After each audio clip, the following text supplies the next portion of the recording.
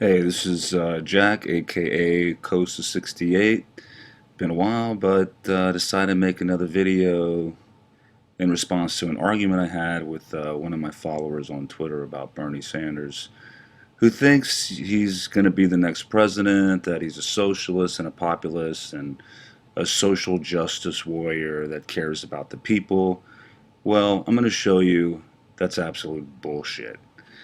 Um, so here we have Bernie in his statement on Loretta Lynch's confirmation to the Department of Justice.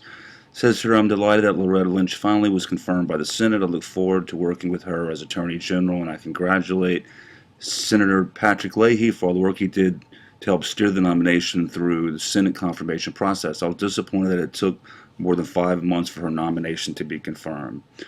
So over here, this is from the Black Agenda Report. The title of the article is, let's see here, Loretta Lynch's Condoleezza Rice with a law degree. So there are a few things here. Says sure you won't hear Lynch bragging about her many white-collar criminal, fraudulent bankster, predatory speculators, and greedy CEOs she locked up. That's because she didn't. She worked for the New York Fed. And down here we have, let's see here. It says here Lynch also helped negotiate the DOJ settlement with Citigroup, one of the main entities that packaged and sold fraudulent mortgage securities to clients around the world. She let them off the same way and guaranteed them immunity in the case that state attorney generals were pursuing.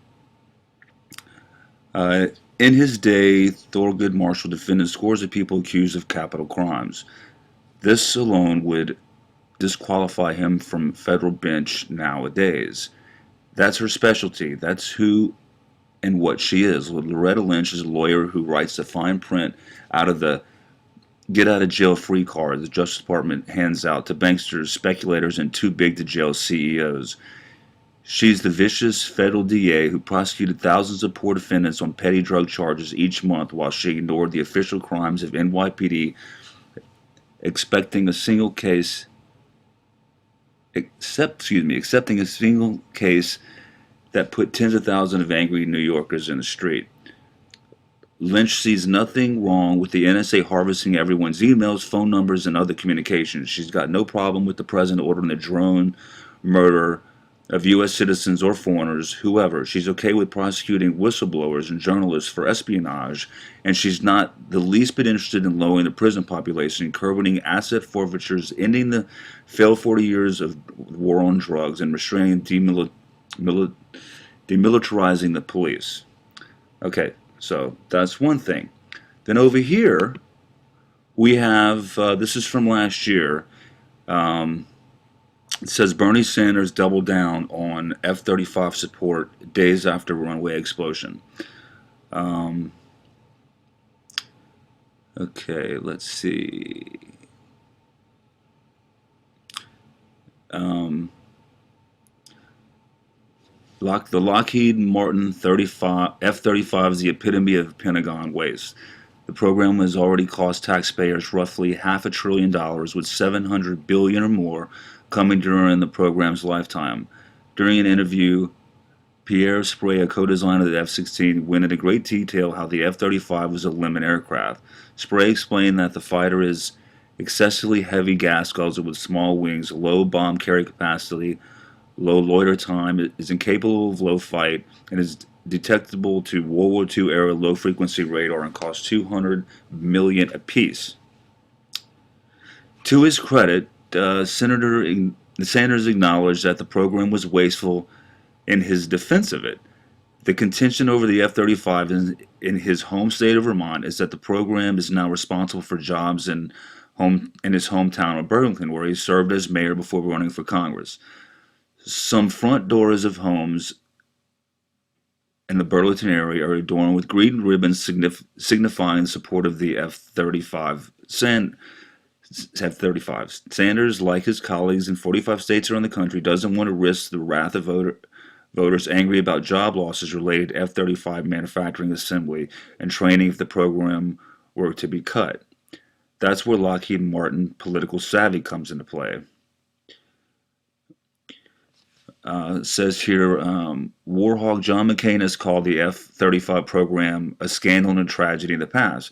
But when an F-35 squadron came to the Marine Corps Air Station in Yuma, McCain changed his tune to say the program was moving in the right direction. Lockheed Martin, which draws 82% of all revenue from taxpayers, Lockheed's information systems gets 95% of the money from taxpayers, knows by spreading out manufacturing as widely as possible, the program is more likely to be funded by politicians beholden to votes who draw their livelihood from the F-35.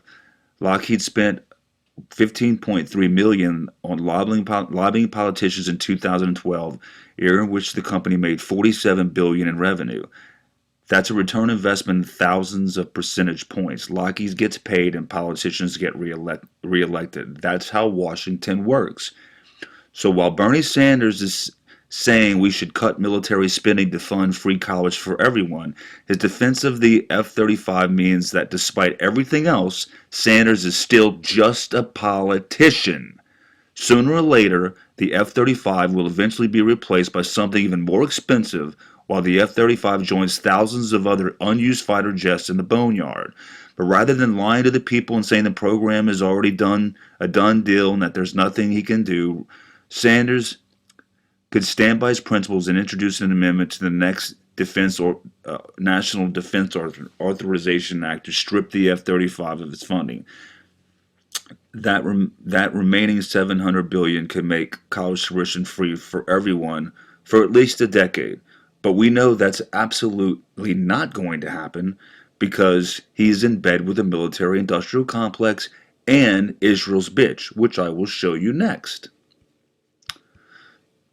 So, last year, when Israel killed over 2,000 Palestinians, including over 500 children, this Senate Resolution 498 was passed with unanimous consent.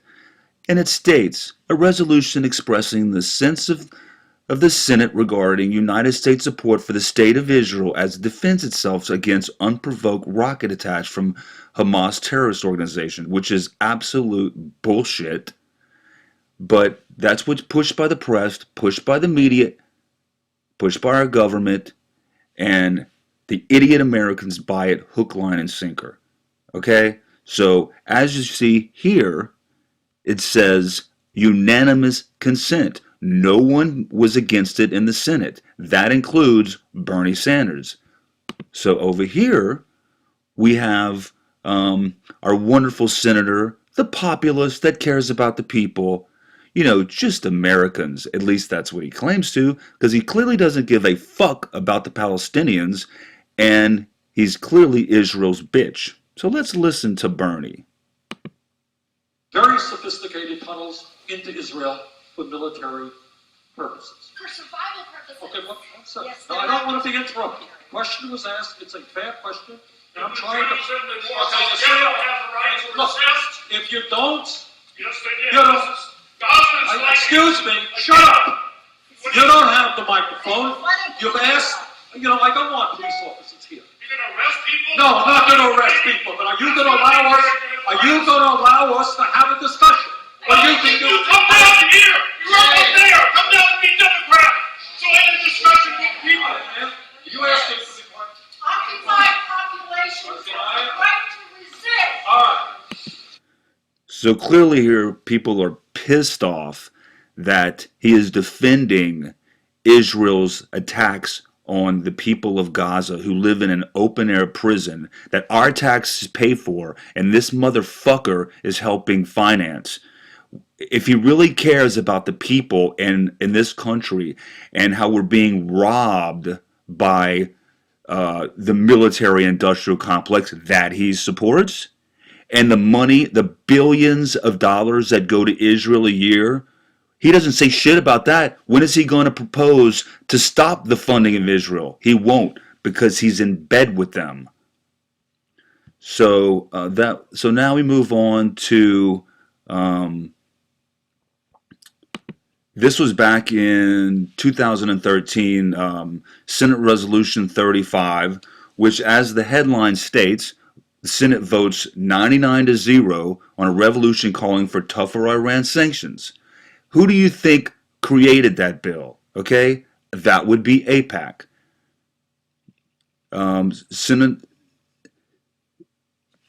Senate resolution also supports full implementation of U.S. and international sanctions on Iran, which Graham said have been working but too slowly.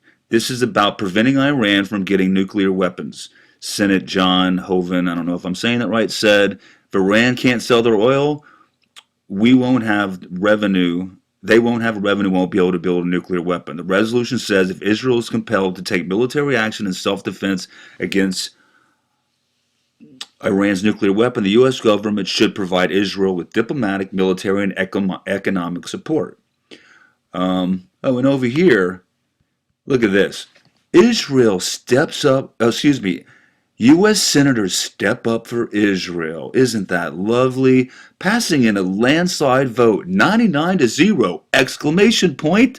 The Senate passes Resolution 65 in favor of fully sanctioning the state of Iran in light of its continuing nuclear development and standing strongly behind Israel's right to defend itself against the formation of Iranian nuclear weapons. So, I'd love to know when Bernie's going to talk about Israel's nukes that they got from us and the threat they are to the rest of the world, but don't ever count on that because we know who pays his fucking bills. The scumbag doesn't care about you. He doesn't care about reining in, the banks that were bailed out. That clearly shows by his support of Loretta Lynch.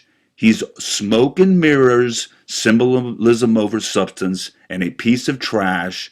And don't be fooled by his words. They mean absolutely nothing. Words are shit. Pay attention to his actions. That is it. I am out.